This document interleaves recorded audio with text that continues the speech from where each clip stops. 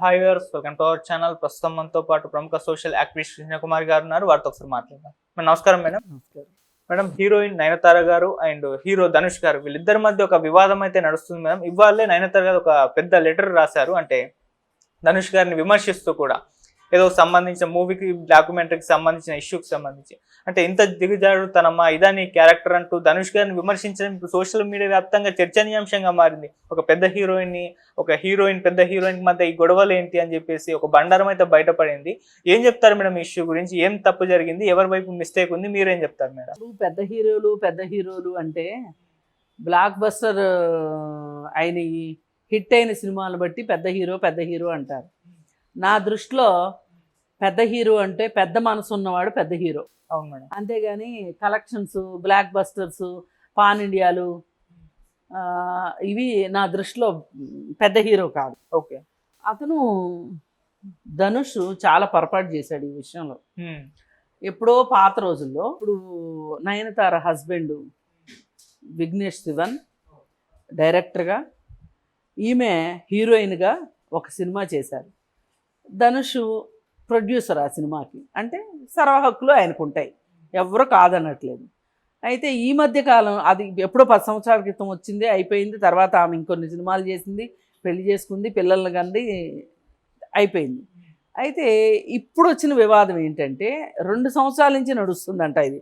ఈరోజే ప్రపంచానికి తెలిసింది. ఏంటంటే ఆమె నెట్ఫ్లిక్స్లో ఆమె ఆమె బయోగ్రఫీ కావచ్చు, సినిమా కెరీర్ గురించి కావచ్చు, ఆ రెండింటికి సంబంధించి ఒక డాక్యుమెంటరీ తీస్తున్నారు నెట్ఫ్లిక్స్ వాళ్ళు.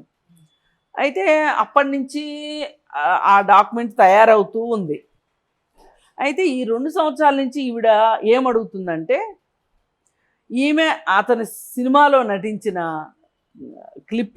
సినిమాలోని ఒక క్లిప్పింగ్ కావాలని అడిగింది. అంటే ఒక పాటను వేసుకుంటాం, దాంట్లో ఆ పాట చాలా ఇంపార్టెంట్, అది నా కెరీర్కి మంచి ఊపునిచ్చింది అని చెప్పి ఆమె అడుగుతుంది. ఓకే. అడుగుతుంటే ఆమెకు మంచి అయ్యేది నేను ఎందుకు చేయాలి? ఇప్పుడు ఆమె డాక్యుమెంటరీ తీసుకుంటే నేను ఎందుకు ఇవ్వాలి? ఇది ధనుష్ ఉద్దేశం. ఇవ్వనన్నాడు. అయితే ఇక వాళ్ళు ఏం చేశారంటే, తప్పనిసరి పరిస్థితుల్లో ఒక 3 సెకండ్ల పాటు డైరెక్ట్ ఫిల్మ్లోది కాకుండా సెల్ ఫోన్లో వీడియో తీసిన దాన్ని వేసుకున్నారు దాంట్లో. ఓకే. వాళ్ళు చూసి టీజర్ రిలీజ్ చేశారు. ఆ టీజర్ చూసేసరికి ధనుష్కి ఒళ్ళు మండిపోయింది. ఎలా అంటే, నేను ఇవ్వకపోయినా వేసుకుంటుందా నా సినిమాలోది? కాపీరైట్ చట్టం కింద నాకు 10 కోట్లు నష్టపరిహారం కట్టాలి. 10 కోట్లు 3 సెకండ్ల దానికి 10 కోట్లు. ఏదేమైనా ధనుష్ యొక్క అవకాశవాదము, స్వార్థము, పరిపక్వత లేని మనస్తత్వము, ఇవన్నీ తేటతెల్లం అవుతున్నాయి ఈ సందర్భంగా. అతనికి నిజమైన పరిపక్వత, నిజమైన కుటుంబ ప్రేమ, అభిమానం అవి ఏమైనా ఉండుంటే గనక ఏదైతే ఆ 3 సెకండ్స్ వేసిన దానికి సంబంధించి కేసేసాడో, అసలు ఆ కేసే వేసేవాడు కాదు. కేసేసాక పోరాడాలనిపిస్తుంది. కానీ మధ్యలో విత్డ్రా అయ్యే వాళ్ళు కూడా ఉంటారు, అది వేరే విషయం.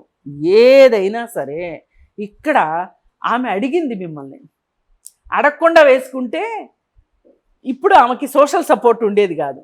ఇవాళ ఇండస్ట్రీ మొత్తం యావత్తు సోషల్ సపోర్టు మొత్తం నయనతారకే ఉన్నాయి. అవును. ఎందుకంటే నయనతార అడిగింది, ఇస్తే ఏం పోయింది? అదేమంటే, ఇప్పుడు నువ్వు అక్కడ డబ్బులు తీసుకుంటున్నావు కదా, నీకు ఇక్కడేమన్నా మరి నేను ఫ్రీగా ఎందుకు ఇవ్వాలి? నాకు ఏదైనా డబ్బులు ఇస్తే ఇస్తాను అని ఉంటే, ఆ డబ్బులు ఆమెకు నచ్చితే ఇచ్చేదేమో.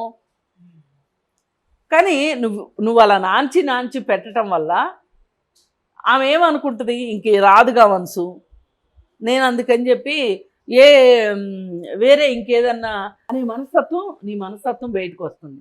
కానీ నాకు ఉపయోగపడిపోయినా పర్వాలేదు, 2 వాళ్ళకి ఉపయోగపడితే మనకు ఒక మానసిక ఆనందం వస్తుంది. ఆ ఆనందం లేనివాడు ప్రశాంతంగా బతకలేడు.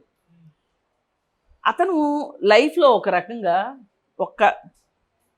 సినిమా ఫీల్డ్లో సక్సెస్ అయ్యాడు, కానీ మిగతా ఎక్కడ అతను సక్సెస్ కాల. తల్లిదండ్రుల్ని వదిలేసి వచ్చాడు, వచ్చి పెంపుడు తండ్రి దగ్గర ఉన్నాడు. అసలు తల్లిదండ్రులు ఇతను ఎక్కడున్నాడో కనిపెట్టి వచ్చారు.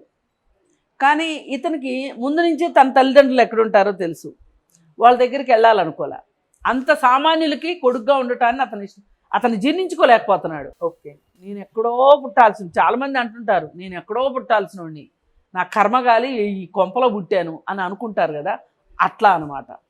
అలా అతను కస్తూరి రాజన్ దగ్గర పెరగటాన్ని ఒక స్టేటస్ సింబల్గా తీసుకున్నాడు.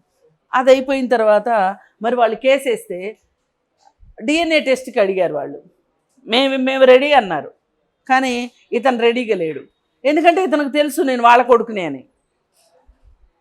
అలాగే ఒక గొప్పింటి అమ్మాయిని చూసి లవ్ చేశాడు. సరే రజనీకాంత్ కూడా సరే కానీ అని చెప్పి ఇచ్చాడు. ఆ బంధాన్ని నిలబెట్టుకోలేకపోయాడు. ఆ బంధంలో నుంచి కూడా బయటికి రావాల్సిన పరిస్థితి. ఇలా ఏ విధంగా చూసుకున్నా కానీ అతనికి మానసికంగా అతని మనస్సు అతని అధీనంలో లేదు అనేది అర్థమవుతుంది. అంటే మనస్సు మన అధీనంలో ఉండటము అంటే ఏంటి అంటే, మనం జనవరి 1 రోజున ఏం చేద్దాం అనుకుంటున్నామో అదే 31 వరకు అవసరం ఉన్నా లేకపోయినా చేస్తామా? డిసెంబర్ 31 వరకు అంటే న్యూ ఇయర్ రోజు మనం ఒక రెజల్యూషన్ తీసుకున్నాం కాబట్టి ఇంకా అదే అని దాని మీద స్టిక్ అని ఉంటామా? ఉండవు కదా. అలాగే ఏదైనా దీనికి వర్తిస్తుంది. మనం కాలానుగుణంగా మన అవసరాల్ని మన పద్ధతుల్ని మార్చుకోవాల్సిన అవసరం ఉంటుంది. అదేది అతని దగ్గర కనిపించట్లా. సొంత తల్లిదండ్రులు పనికిరారు, ప్రేమించి పెళ్లి చేసుకున్న అమ్మాయి పనికి రాలేదు, నీకు ఇంకా వేరే వేరే బంధాలు కావాల్సి వచ్చినాయి ఇప్పుడు. సరే ఏదేమైనప్పటికీ నువ్వు వెళ్ళి ఇవ్వను అని చెప్పేశావు, బాగుంది. ఇలా రెండో వాళ్ళ సంతోషాన్ని ఇవ్వను అని కూడా చెప్పలా. ఓకే. ఇవ్వను అని చెప్పకుండా వాళ్ళు ఆ సినిమాలో క్లిప్పింగ్ కాకుండా ఫోన్లో రికార్డ్ చేసిన దాన్ని వేసుకున్నారు. వాళ్ళు ఒక 3 సెకండ్లు వేసుకుంది. దానికి 10 కోట్లు నష్టపరిహారం కట్టాలని కోర్టు నుంచి వాళ్ళకి నోటీసులు పంపించాడు. ఇక ఆమె కోర్టులో నువ్వు గెలవచ్చు కాక, కానీ మన మనసు అంటూ ఒక కోర్టు ఉంటుంది, దానిలో నువ్వు ఎప్పుడు ఓడిపోతావు అని చెప్పి ఆ అమ్మాయి అనటం జరిగింది. ఏదేమైనా ఇది అత్యంత బాధాకరమైన విషయము. గోటితో పోయేదాన్ని గొడ్డల దాకా తెచ్చుకోవడం అంటే ఇదే అని అర్థమవుతుంది. ఈ సందర్భంగా అనవసరంగా అల్లరిపాలు అయ్యింది ఎవరు అంటే ధనుషే. Right madam. ఇప్పుడు ఆవిడ అది లేకుండా కూడా డాక్యుమెంటరీ అయిపోతుంది. అవును. కానీ తన భయం ఏంటంటే అది ఉంటే ఇంకొంచెం ఎక్కువ కలెక్షన్ వస్తుంది కదా అని. సరే ఆమెకి కలెక్షన్ రావాలి, తన నెట్ఫ్లిక్స్లో ఎక్కువ డబ్బులు రావాలనుకోవటం తప్పులేదు. కానీ ఆమెని ఎంత డబ్బులు అని చెప్తే అంత డబ్బులు ఆమె ఇప్పుడు నువ్వు వేసినట్టు నష్టపరిహారం వేసినట్టు 10 కోట్లు కాకపోయినా 3 సెకండ్లకి 3 కోట్లను. అవును, తప్పులేదు కదా.